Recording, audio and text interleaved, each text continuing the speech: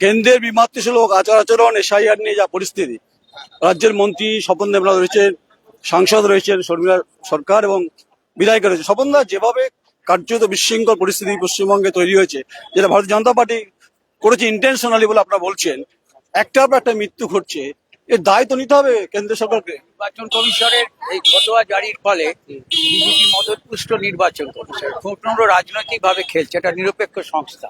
BLO মারা যাচ্ছে, BLA মারা যাচ্ছে, এই খুন এবং মৃত্যুর জন্য তো ওরাই দায়ী। ওদের বিরুদ্ধে এফআইআর করা উচিত। এই যে মৃতের সংখ্যা ক্রমাগত বাড়ছে, লাইন দিয়ে মরছে মানুষ, লাইনে দাঁড়িয়ে থেকে অসুস্থ হয়ে পড়ছে, সেও মারা যাচ্ছে। বাচ্চা কোলে দাঁড়িয়ে আছে।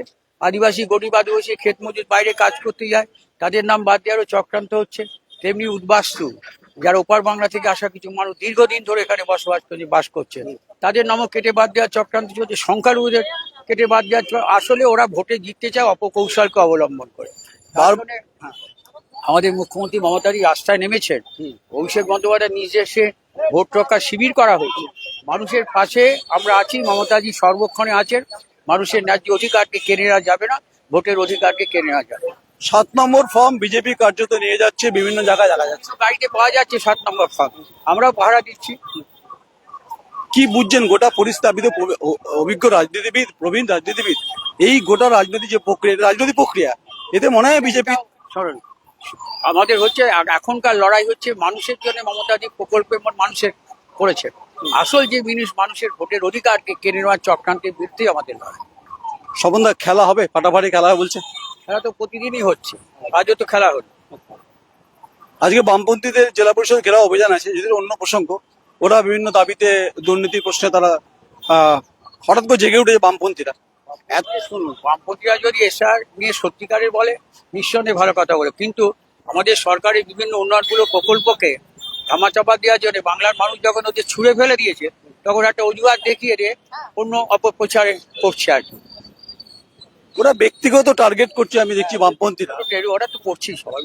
গতকাল একটা খুব ঘটনা নিন্দনীয় হয়েছে, যেটা কার্যত টার্গেট করছে বামপন্থীরা আপনাদেরকে, ব্যক্তি নাম উচ্চারণ করছে, যেখানে আপনাকে যেতে হলো। যদি ওটা না করতাম তাহলে কিন্তু মানুষ এতটা ক্ষুব্ধ হয়ে গেছিল, এসআর এর পক্ষে বেশি না বলে সবটাই মমতাদি আর সরকারের সমালোচনা করে বক্তৃতা দিচ্ছে। তাই একদিকে জনগণ, একদিকে অন্য কর্মীদের ঠেকা দিকে আমি বলতে বাধ্য হয়েছিলাম, তোমরা এটা বন্ধ করো, যা কথা অন্য কথা করো। এর মধ্যে অন্য কোনো ভূমিকা ছিল না। নরেন্দ্র মোদী এলেন, সিঙ্গুরের মাটিতে আসা নিয়ে অনেকে বেঁচেছিলেন, ভেবেছিলেন যে হয়তো টাটা প্রকল্পের কথা বলবেন, কিছুই তো বলেন। মমতাদি জমি রক্ষার লড়াই করেছিলেন, এখন ভোট রক্ষার লড়াই করছে। এবারে নির্বাচনের ফলাফল কি দেবো? দীর্ঘদিনের আপনি অভিমন্য, বহু কিছু দেখেছেন। আপনারা তো দেখতে পাচ্ছেন, আজকে জনস্রোত দেখতে পাচ্ছেন, সবাই দেখতে পাচ্ছেন। আর মানুষ তো এখন বিমুখ হয়ে গেছে ওদের এই হটকারিতা, মানুষকে হয়রানি করার প্রতিবাদ মানুষ ভোট বাসকি যান। একদম। স্বপন দেবনাথ রাজ্যের মন্ত্রী এবং যে পুরনো খেলোয়াড়, তারই সন্ধানে সঙ্গে রয়েছেন আমাদের সাংসদ ম্যাডাম। পার্লামেন্টে যে ঘটনা দেখলাম, আপনিও ছিলেন সেখানে, যেভাবে কেন্দ্রের আপনার দাবিটা গণতান্ত্রিক ভাবে ছিল, পুলিশ কার্য, দিল্লির পুলিশ আপনাদের বার করে দিল সেখান থেকে। ওদের কাজই হচ্ছে সবসময় গলা বন্ধ করে দেওয়ার চেষ্টা করা। যারাই বিরোধীরা আছে সেখানে পার্লামেন্টের বাইরে, পার্লামেন্টের ভেতরে সবসময় চায় বিরোধী শূন্য করে রাখতে। কিন্তু ওরা এটুকু বোঝে না যে গণতন্ত্রে বিরোধীরা না থাকলে দেশটা পুরো রসাতলে যাবে, যেরকম ওরা চেষ্টা করে যাচ্ছে। কিন্তু সেটা কোনোদিনই হবে না। ওরা সেই কার্যকারিতা, ওরা নিজেদের রিলিভেন্স হারাচ্ছে দিন দিন, দেখতেই পাচ্ছেন। সাধারণ মানুষ যেভাবে ভোগান্তি, যেভাবে হ্যারাসমেন্টের সামনে পড়ছে, প্রত্যেকে মানুষ এখন বিরক্ত হয়ে গেছে। আপনি সাংসদ একজন, আপনাকে যেভাবে টেনে হিজড়ে বার করলো, শতাব্দীকে দেখলাম, কীর্তি সাহেবকে দেখলাম, সবাইকে দেখলাম, ভারতবর্ষের ভালো ছবি যাচ্ছে না তো। সবাই তার বিরুদ্ধে, আমাদের যেভাবে হ্যারাস করেছে তার বিরুদ্ধে সকলে প্রতিবাদ করেছে, সকলে কথা বলেছে ওদের এগেনস্টে। কারণ এটা স্বরাষ্ট্রমন্ত্রীর কাছে আমরা গেছিলাম আমাদের ন্যায্য দাবি নিয়ে, সেখানে আমাদেরকে তো ঢুকতে দিল না। আমরা খুব শান্তভাবে ওখানে বসে প্রোটেস্ট করছিলাম, আমাদেরকে জোর করে ওখান থেকে তুলে নিয়ে যায়। এটা সমস্ত টিভি চ্যানেলে সেগুলোকে কভার করেছে এবং সবাই দেখেছে, সকলে ওদেরকে ছি করছে। শেষ প্রশ্ন, মুখ্যমন্ত্রী বলছেন ফাটাফাটি খেলা হবে, বর্জরায় বলেছেন, সত্যি ফাটাফাটি খেলা হবে? আপনারা দেখতে পাচ্ছেন খেলা একদম পুরো স্টার্ট হয়ে গেছে, ফাইনালটা দেখা যাবে। সাংসদ বর্ধমান পূর্বের শর্মিলা সরকার বলল, খেলা স্টার্ট, খেলা শুরু, বাকি ময়দানে দেখা হবে।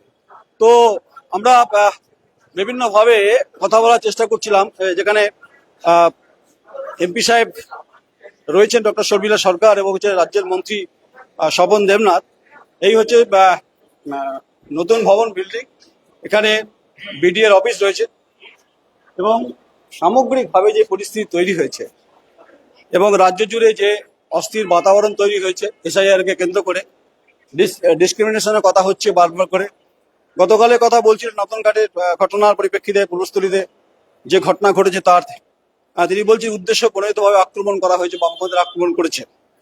তাই বামপন্থীদের ভূমিকা নিয়েও প্রশ্ন তুলছেন রাজ্যের মন্ত্রী স্বপন দেবনাথ। আপনার সঙ্গে থাকুন, দেখতে থাকুন। নমস্কার, আমি নয়ন রায়, আমার চিত্রসঙ্গে সবিত দফাদার, বর্ধমান।